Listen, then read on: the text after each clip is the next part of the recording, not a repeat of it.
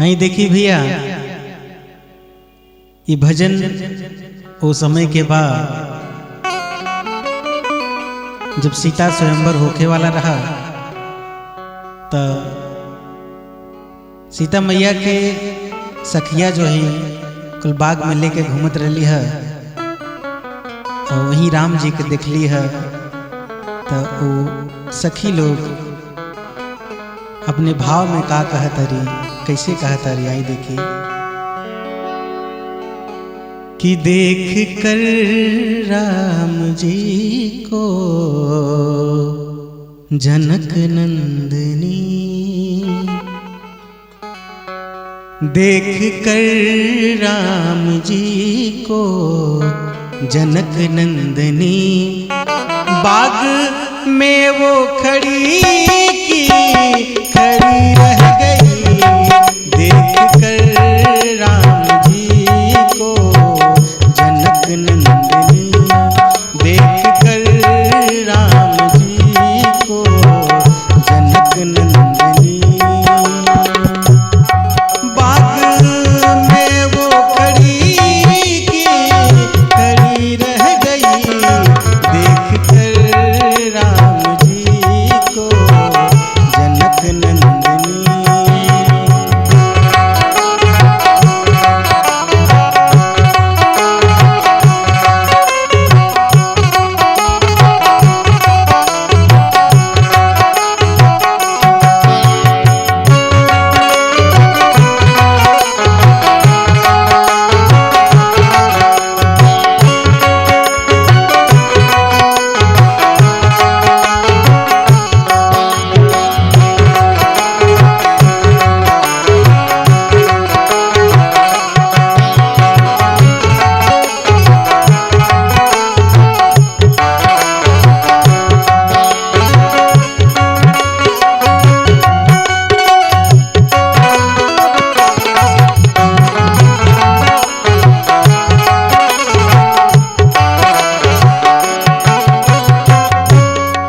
राम देखे सिया को, सिया राम को,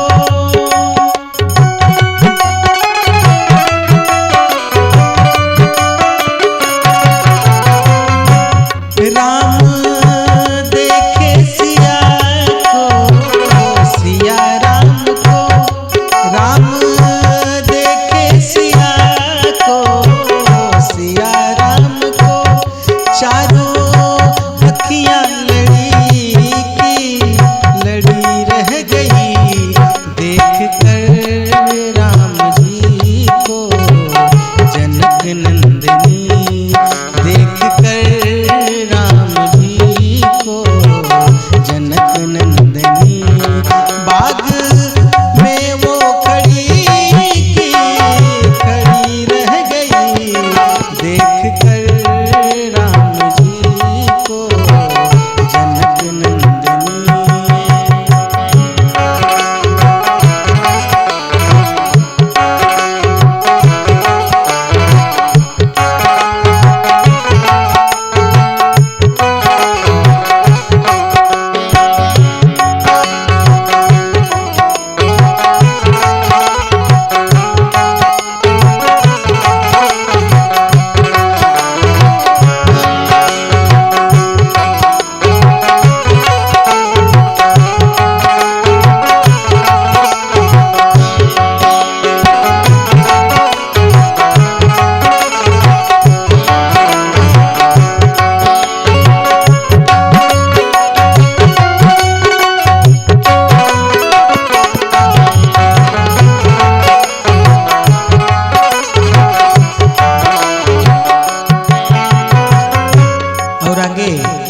एक सखी दूसरे सखी से कहत बा, एक सखी ने कहा जाने की के लिए, एक सखी ने कहा जाने की के लिए, रच दिया है विधाता ने जोड़ी सुधर,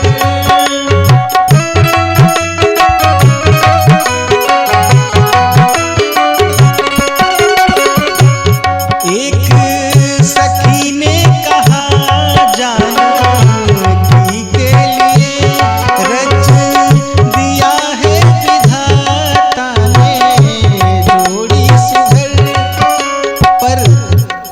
पर धनुष कैसे तोड़ेंगे कोमल कुंवर, पर धनुष कैसे तोड़ेंगे कोमल कुंवर। मन में शंका बनी कि बनी रह गई, देख कर राम जी को जनक नंदनी। बाग में वो खड़ी की खड़ी रह गई, देख कर राम जी को जनक नंदनी।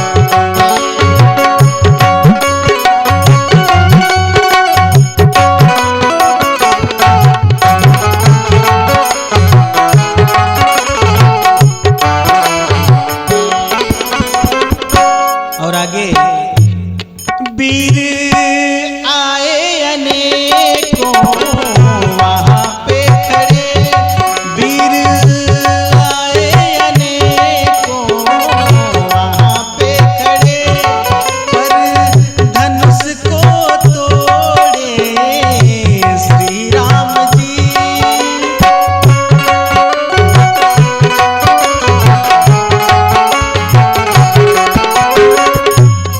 वीर आए अनेकों वहाँ पर खड़े, पर धनुष को तोड़े श्री राम जी। कोई फिर भी धनुष को हिला ना सका, कोई फिर भी धनुष को हिला ना सका। सबकी मस्तक तनी की तनी रह गई, देख कर राम जी को जनक नंदनी, देख कर राम जी को जनक नंदनी।